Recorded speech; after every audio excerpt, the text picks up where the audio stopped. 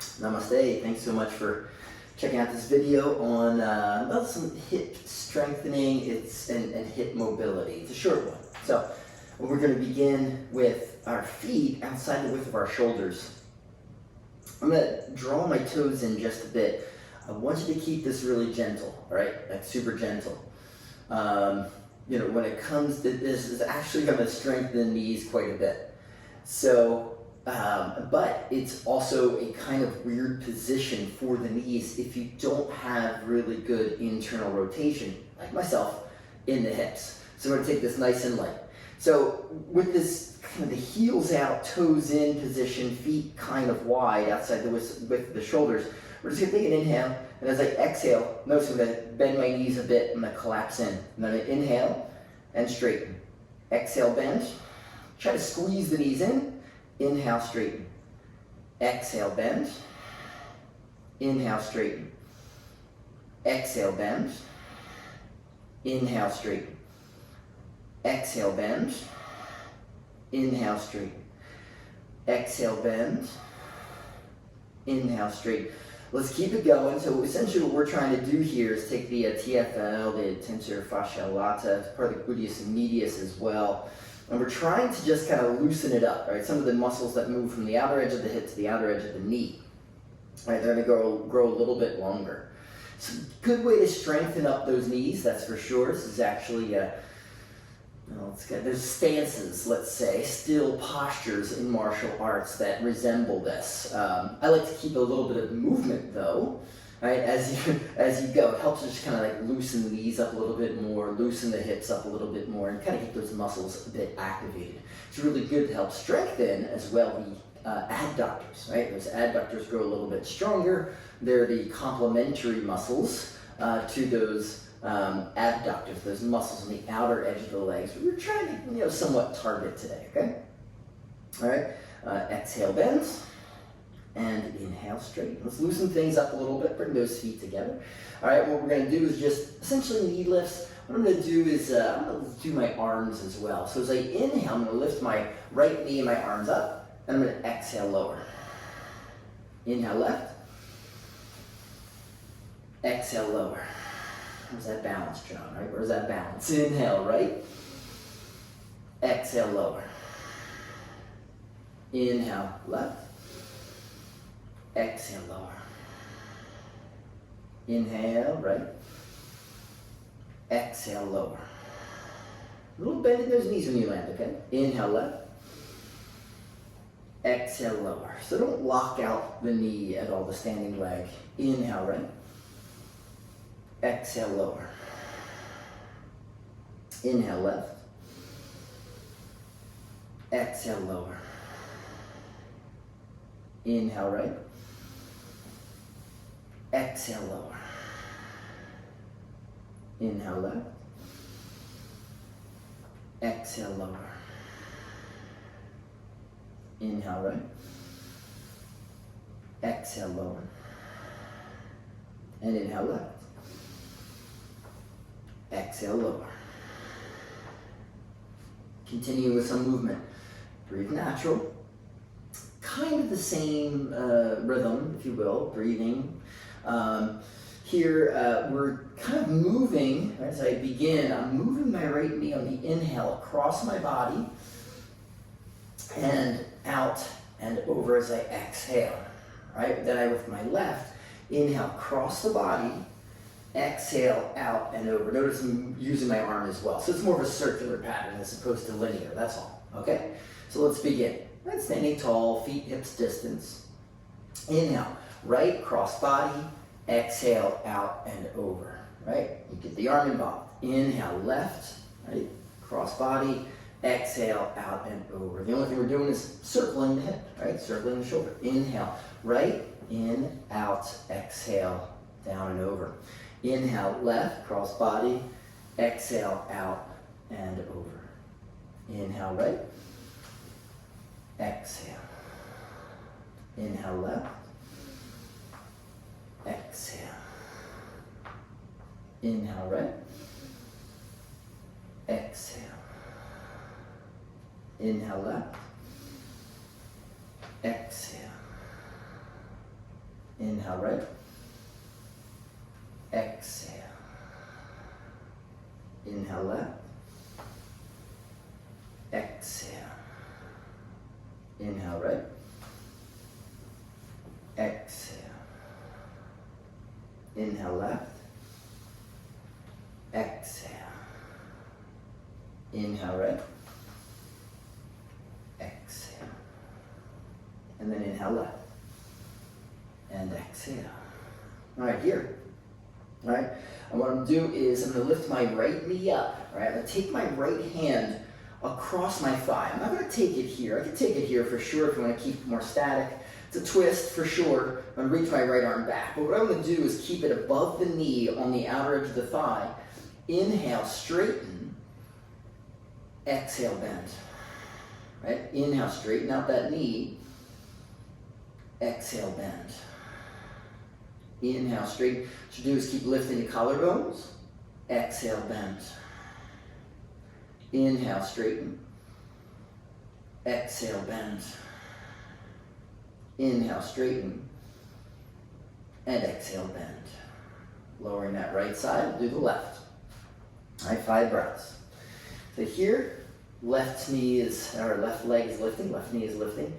I take the hand to the outer edge of the thigh, the top of the knee. Right, again, you can certainly keep it here and just remain static. It's nice. Right, we'll get into postures like this when we get to the floor. Right, that left arm reaching, nice broad twist here. Collarbones lifting. Inhale, left knee straightens. Exhale, bend. Inhale, straighten. Exhale, bend. Inhale, straighten. Exhale, bend. Inhale, straighten. Exhale, bend. And then inhale, straighten. Exhale, bend. Good. All right, so let's get to the floor, right? Keep it simple. Get to the floor. What we're gonna do is first just lay down, right? A little reclined, bound angle, right?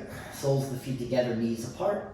Here we get a chance to kind of relax into the adductor muscles, right? So the adductor muscles, the inner thigh, pectineus, which is one of those, it's a very short muscle, wraps itself from the inside of the pelvis down just to the inside and underside of the upper femur bone. Very, very difficult for me, but also some of those other, adductor muscles, inner thigh, brevis, longus, and the other one, Magnus, maybe? I forget. they do this, right? They close the knees. And actually, oftentimes, for a lot of us, me included, they're on the weaker side of things, where the adductors can sometimes be stiff from overuse because our feet are pointed out when we walk. They get like stiff and taut, and like if you have a double pigeon that is really stiff, we'll get to that. Then a lot of times it's not so much about getting them long, stretching them out, but it's about actually strengthening these inner thighs. So a good thing that you can do, right? Postures like Utkatasana are always good. Anyway, we're relaxing right now. We're just going to stretch these out a little bit. We're going to turn things on its head, though, that's for sure. All right, by first bringing those feet together, shift my body a little bit, bringing those knees together and the feet apart, like so. All right, now for some of you, you're going to be able to step those feet really far apart.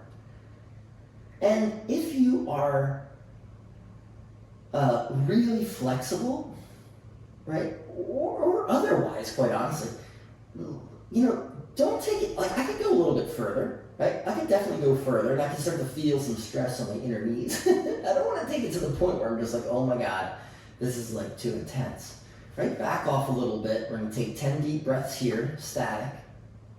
All right, so find a position where you start to feel the release. My knees, you can see, right, less than 90. I got my feet wide, my knees in. Right? This is the starting position I like for my back bends. So it's a little squeeze. If we really wanted to make this passive, we can actually wrap a strap around our legs and really get those feet apart. But again, there's no reason to really rush things. This is like something that you want to do. For me, right? I like to include it in my practice once or twice a week. I begin my back bends like this, like I said. I take like 2 or 3 breaths before I start my back bends. So, you work it in, essentially. All right, 5 more breaths.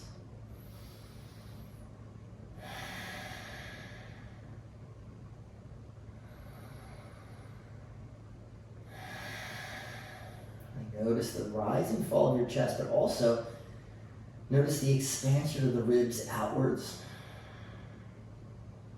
And notice the back of your body pressing down into your mat or into the floor.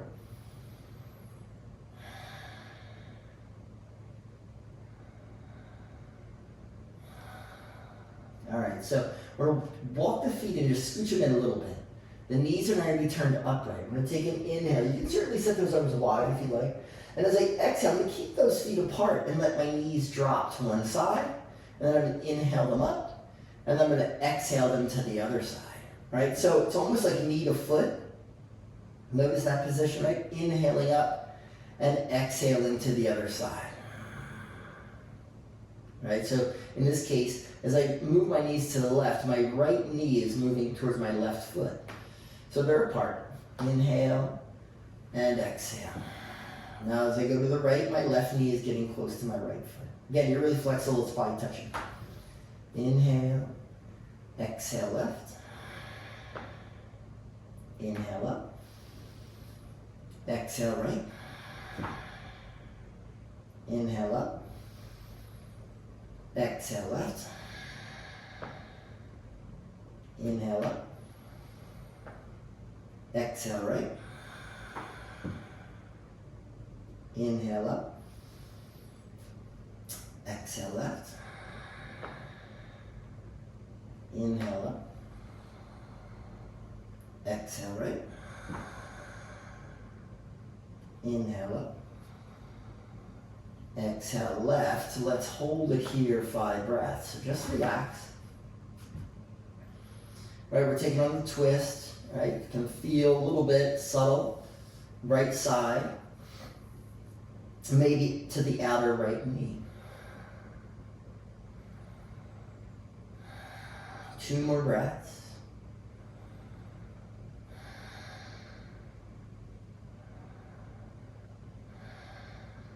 Inhale up and exhale to the right. And then 5 breaths here. Right, notice the difference. Right, this is effectively a twist to the left. I'm always twisting, my twist to the left is always tighter. It's a very different experience on my left side than it is my right side. 2 more breaths.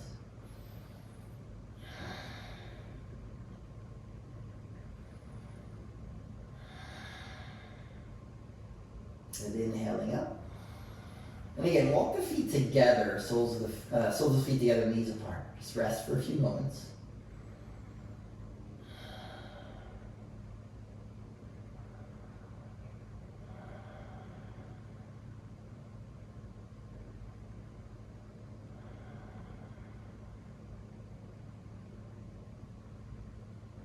Bring those knees up, inhale.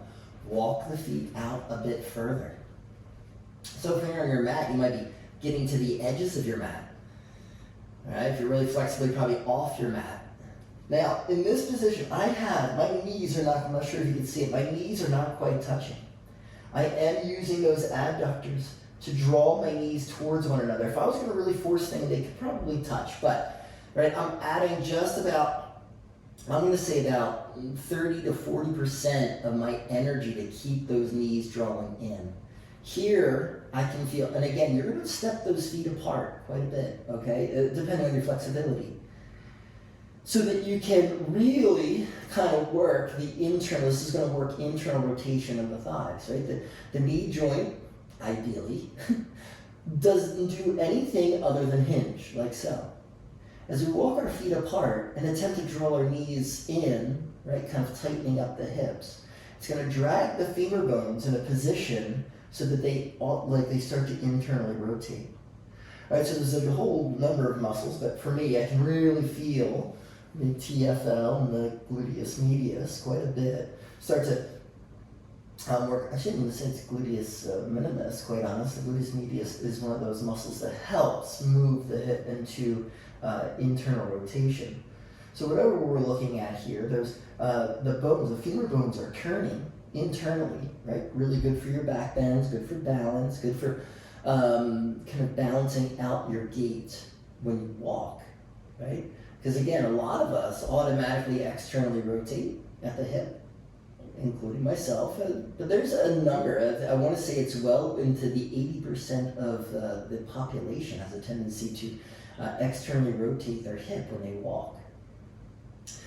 Usually this can be seen in the shoe. There's oftentimes an uneven wearing of the shoes.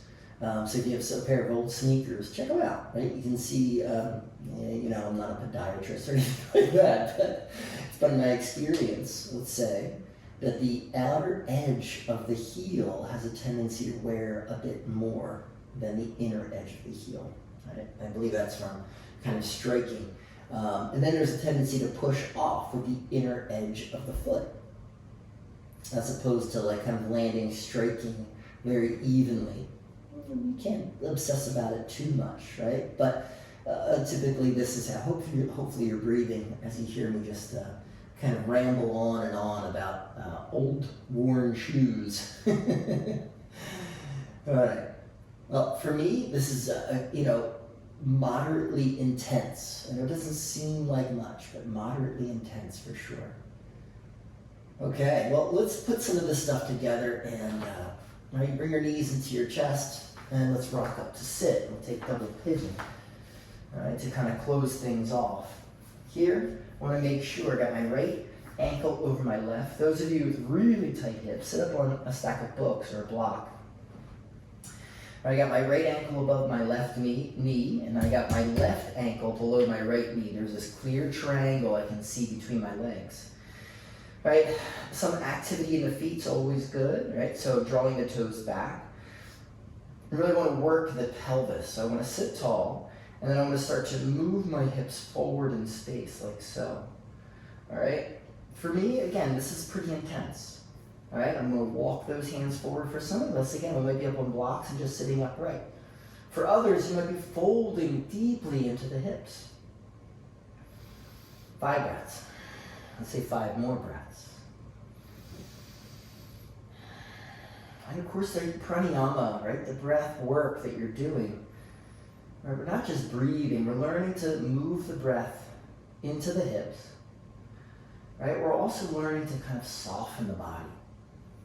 Right, for those of us in which this posture is quite intense, it's like an easing of the emotions with every breath, right? A cooling off of that intensity that you might be feeling, the physical intensity that you might be feeling, that might be spiking some of your emotions. All right, let's take a switch. All right, we'll do 10 breaths on the other side. Here I've got my left ankle above my right knee, my left knee above my right ankle, activating those feet. I'm sitting up nice and tall. Again, for some of you, you're just folding and you're just like, okay, John, this is all well and good, but hey, this is also an opportunity for us to realize the difference. Because, like I said, this is like really intense. Keep breathing. One thing I would bring up in teacher trainings quite a bit is that, when you have a stiffer body, you're going to have a lot more to offer your students because you're going to have to really send yourself through the ringer.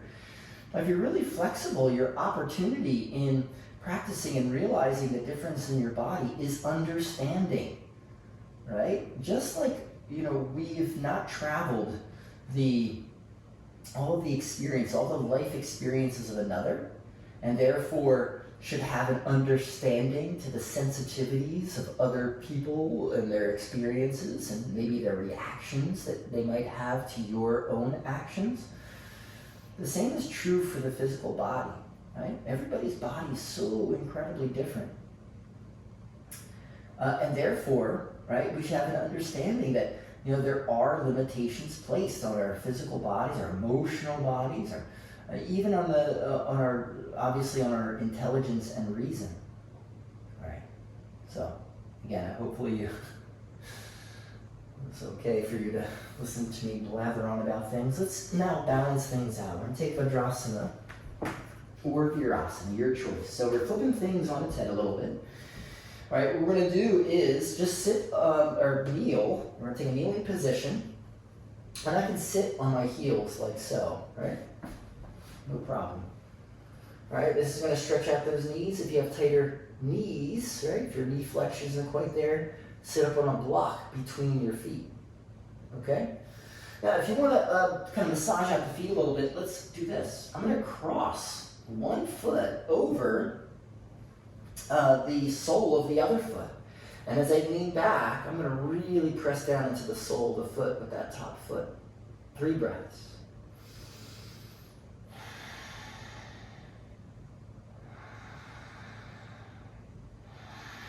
Breathe through the intensity.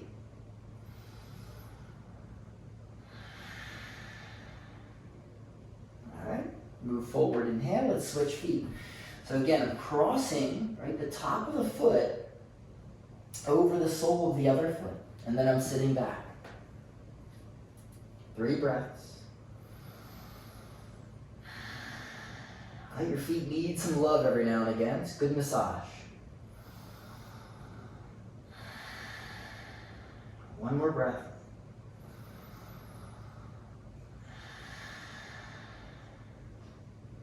Very nice. Come forward now. You can either return to Virasana, sitting back on the heels, or I'm going to separate my feet and I'm going to sit back between my heels. All right? 5 breaths here.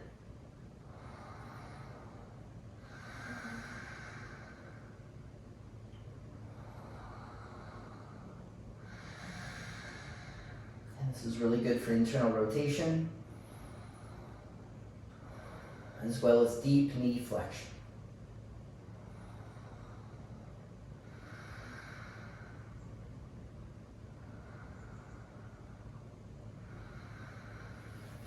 Okay. Well, I want to thank you so much for joining me for this kind of short little exercise, basically on the hips, internal rotation, and mobilizing hips and knees. Peace.